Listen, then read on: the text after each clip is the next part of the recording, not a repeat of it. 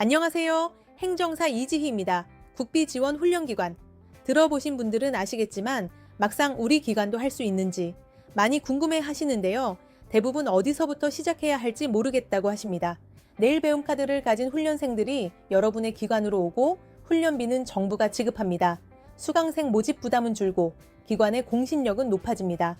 그런데 이 구조에 진입하려면 반드시 거쳐야 하는 공식 절차가 있습니다. 그 절차를 모르면 준비를 아무리 잘해도 신청 자체를 못하거나 연 1회뿐인 기회를 그냥 날리게 됩니다. 그리고 내일 배움 카드의 유효기간은 최대 5년, 지원금도 최대 500만 원까지 상향되었죠. 수요 자체가 커진 만큼 지금 훈련기관으로 진입하기 좋은 시점입니다. 오늘 영상은 바로 그 전체 구조를 처음부터 짚어드리는 내용입니다. 어떤 기관이 신청할 수 있는지, 무슨 서류가 필요한지, 심사는 어떤 기준으로 이루어지는지, 인증을 받으면 몇 년간 유효한지까지 각 세부 내용은 이후 시리즈에서 하나씩 자세히 다루고 오늘은 이 제도의 전체 구조를 이해하실 수 있도록 구성했으니 끝까지 집중해 주세요. 이 제도는 평생직업능력법에 따라 훈련의 목적부터 운영 기준, 평가 체계, 지원 제도까지 전반을 규율합니다. 훈련 대상은 취업을 준비하는 실업자와 직무 역량을 높이고자 하는 재직자 모두이며 운영 방식은 크게 세 가지입니다. 강의실에서 대면으로 진행하는 집체훈련, 시간과 장소의 제약 없이 수강할 수 있는 원격 훈련, 그리고 두 방식을 결합한 혼합 훈련입니다. 직종의 성격에 따라 기관이 가장 적합한 방식을 선택해 운영하게 됩니다. 그렇다면 이 훈련은 어떤 기준으로 설계될까요? 바로 NCS, 국가직무능력표준입니다. 영어로는 National Competency Standards라고 합니다. 어떤 직무에서 무엇을 할 수 있어야 하는지를 국가가 체계적으로 표준화한 것으로 훈련 과정의 교과목 구성, 시간 배분, 시설과 장비 기준이 모두 NCS를 따릅니다. NCS는 직종을 대분류, 중분류, 소분류, 세분류 4단계로 구분합니다. 예를 들어 무역 관련 교육을 운영하고 싶다면 대분류는 공익경영회계사무, 중분류는 공사 생산품질관리, 소분류는 공산물류, 무역관리가 됩니다. 따라서 이 분류들이 조합되면 NCS 체계상 물류, 무역관리 코드가 020403이 되고 그 아래 세분류로 구체적인 직무들이 나뉘는 구조입니다. 훈련기관이 실시 가능 직종을 신청하고 과정심사를 받을 때는 바로 이 소분류 단위를 기준으로 선택하게 됩니다. NCS 체계를 이해했다면 그 다음으로 살펴봐야 할 것이 바로 어떤 기관이 훈련기관으로 등록할 수 있느냐입니다.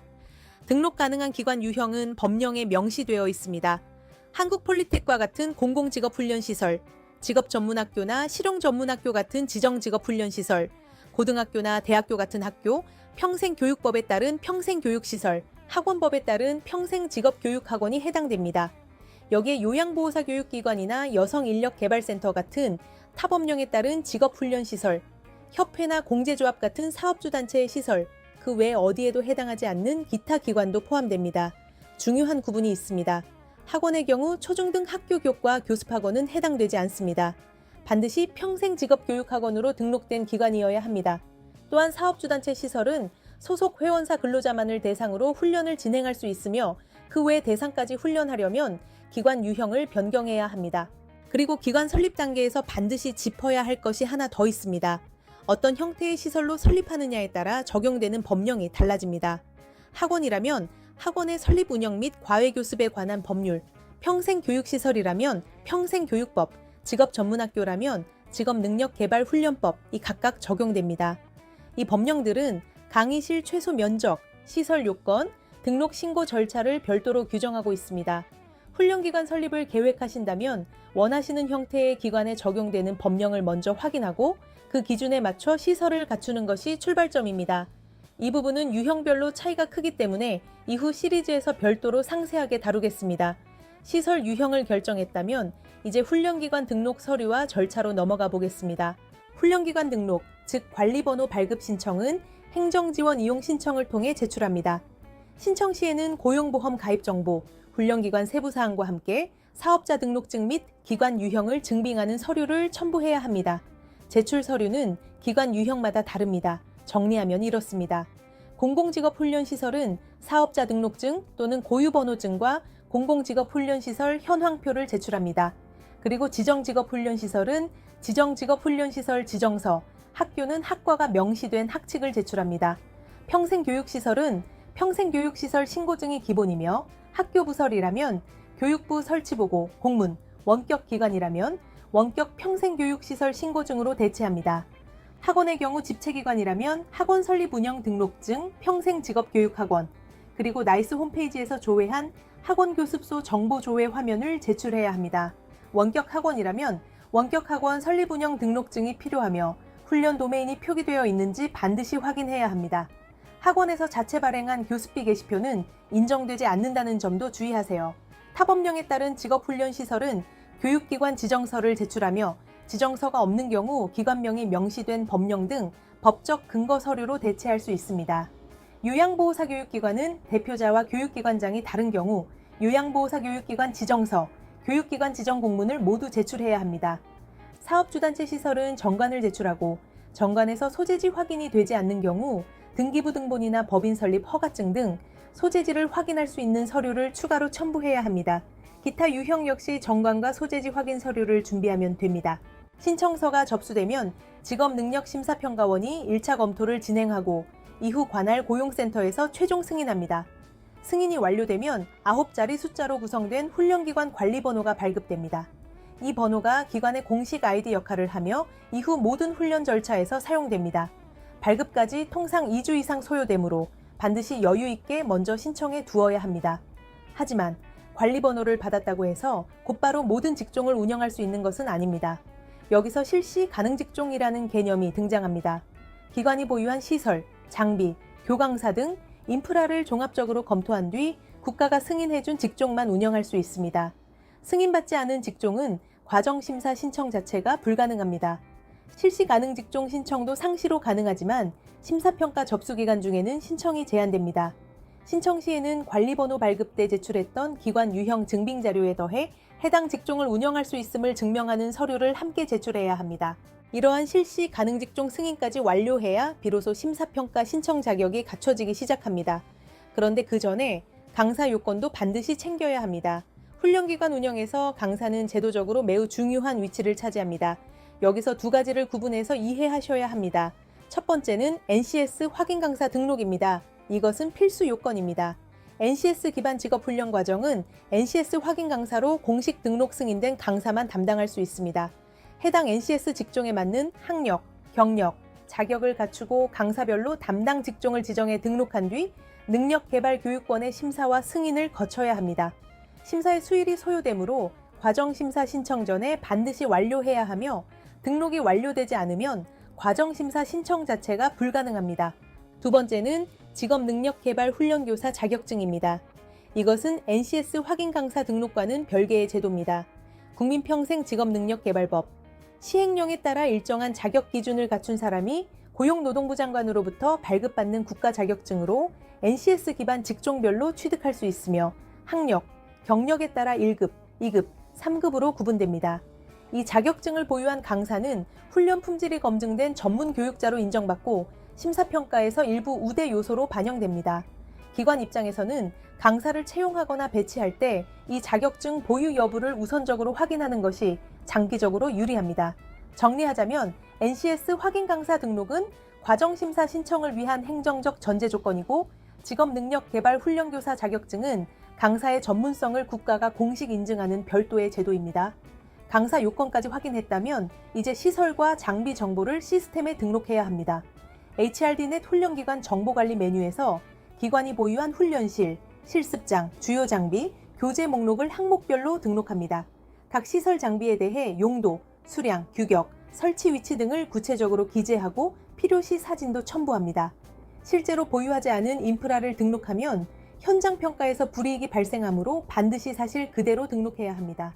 이 세 가지, 즉 관리번호 발급, 실시 가능 직종 승인, NCS 확인 강사 등록 및 시설 장비 정보 등록이 모두 완료된 뒤에야 심사평가를 신청할 수 있습니다.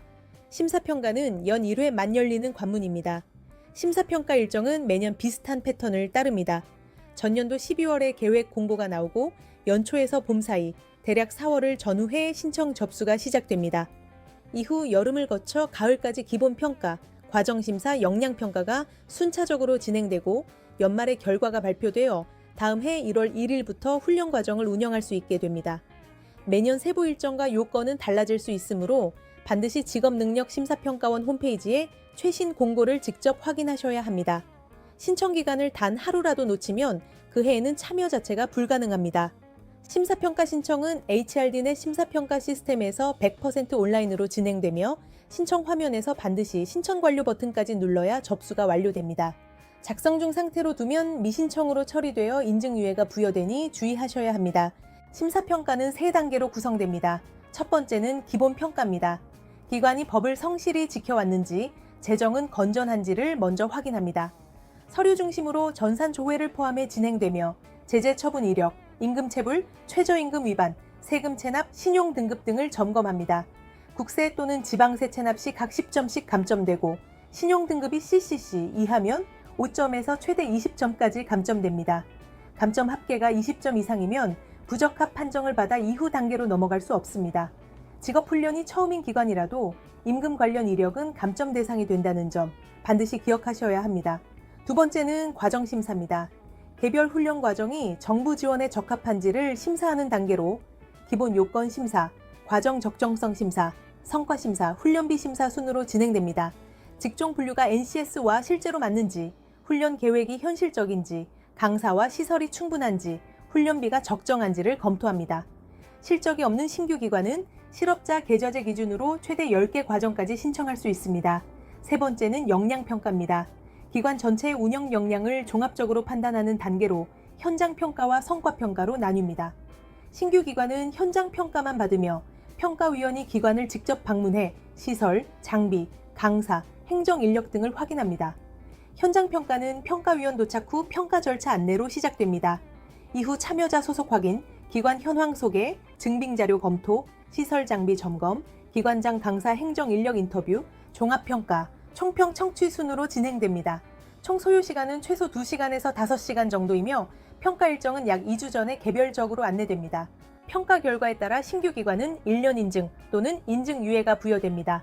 이후 실적을 쌓고 다음 심사평가의 실적 보유기관으로 참여하면 현장평가와 성과평가를 함께 받게 됩니다. 성과평가는 직전 2년간의 취업률, 고용유지기간, 수요자 만족도 등을 기준으로 산정되며 역량평가 100점 중 70점을 차지하는 핵심 영역입니다. 결과에 따라 3년 인증 또는 5년 인증인 우수훈련기관 등급이 주어집니다. 인증이 만료되기 전 갱신심사에 참여하지 않으면 훈련 운영 자격이 상실되므로 유효기간 관리는 처음부터 챙겨야 합니다.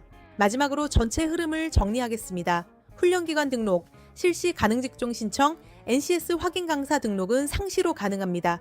이 세 가지를 먼저 완료해야 비로소 연 1회에 열리는 심사평가에 신청할 자격이 생깁니다. 심사평가를 통과하고 관할 고용센터에 실시 신고를 마치면 그때부터 내일 배움 카드 훈련 등 국비 지원 훈련 과정을 운영할 수 있게 됩니다. 심사평가는 접수 이후 대략 5월에서 10월 사이에 기본평가, 과정심사, 역량평가가 순차적으로 진행됩니다. 이 기간 안에 평가위원이 기관을 직접 방문하는 현장평가도 포함되어 있습니다. 이후 이의신청 절차를 거쳐 최종 결과가 확정되는 시점은 통상 12월입니다. 즉, 신청 접수부터 최종 결과 확정까지 전체 약 8개월 정도 소요된다고 보시면 됩니다. 관리번호 발급에만 2주 이상 걸리고 강사 등록과 직종 승인에도 시간이 상당히 소요됩니다. 심사평가 신청 마감 전에 모든 준비를 마쳐야 하므로 충분한 시간을 두고 전략적으로 준비를 시작하는 것이 권장됩니다. 따라서 보다 효율적으로 진행하기 위해서는 경험이 풍부한 전문 행정사와 함께 미리 훈련기관 등록과 실시 가능직종 신청을 진행하여 원하는 일정에 맞춰 심사평가까지 차질 없이 마무리하는 것이 좋습니다. 다음 영상에서는 각 절차별로 실무에서 실제로 마주하게 되는 사항들을 중심으로 자세히 설명해 드리겠습니다. 구독과 좋아요 누르시고 행정사가 직접 전하는 행정정보를 무료로 받아보세요. 감사합니다.